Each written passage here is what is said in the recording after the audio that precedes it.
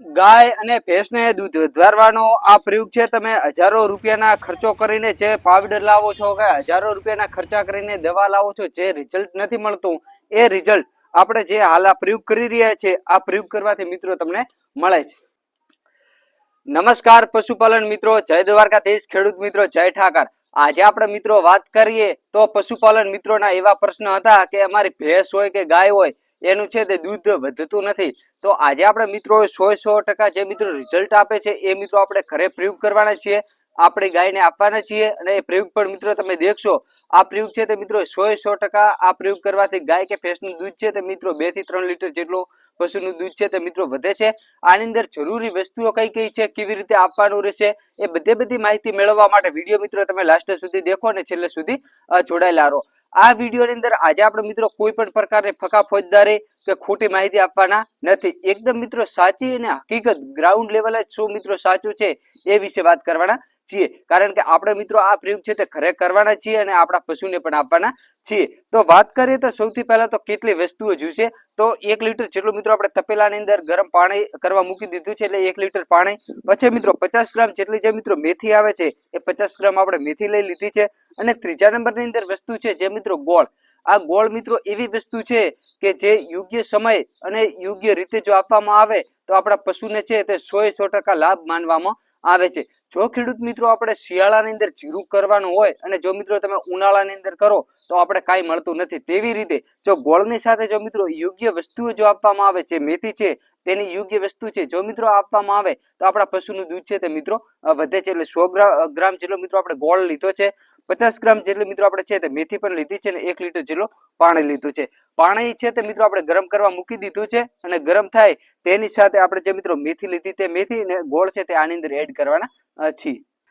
જે પશુપાલન મિત્રો આપણે 1 લીટર પાણી લીધું હતું તે ગરમ કરવા મૂકી દીધું છે, પાણી છે તે મિત્રો કમ્પ્લીટ ગરમ થઈ ગયું છે। હવે તેની અંદર જે આપણે મેથી લીધી હતી આ મેથી આની અંદર આપણે એડ કરવાના છીએ। જે નંબરની પશુપાલન મિત્રો વસ્તુ હતી તે ગોળ।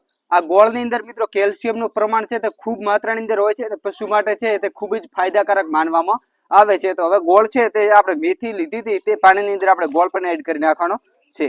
આપણે આ મેથી ને ગોળ ત્યાં સુધી ઉકાળવાનું છે કે જ્યાં સુધી આપણે મેથી છે તે ફૂલાઈ ના જાય ત્યાં સુધી મિત્રો આપણે ઉકાળવાનું રહેશે। એટલે લગભગ 25 મિનિટથી લઈને 30 મિનિટ છે તે ધીમા બળતાની આંચથી છે તે આપણે ઉકાળવાનું રહેશે।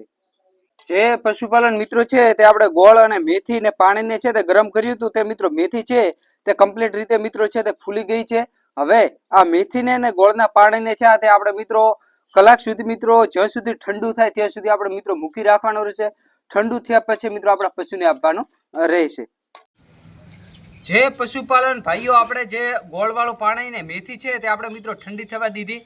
હવે જે મેથીના દાણા હતા તે આપણે હાથની મદદથી છે તે આવી રીતે મિત્રો તમારે છે તે એક દાણાના 2 3 ભાગ થાય આવી રીતે તમારે મકોડી નાખવાની રહેશે। જાના લીધે આપણું પશુ છે તે સારી રીતે શરીરની અંદર પાચન થઈ જાય અને આનો આપણે છે તે લાભ પણ સારી રીતે જોવા મળે। તમારે આ છે તે પશુપાલન મિત્રો આપણા પશુનું વિયાણ થયા પછી 5 કે 6 દિવસે મિત્રો તમે ચાલુ કરી શકો છો।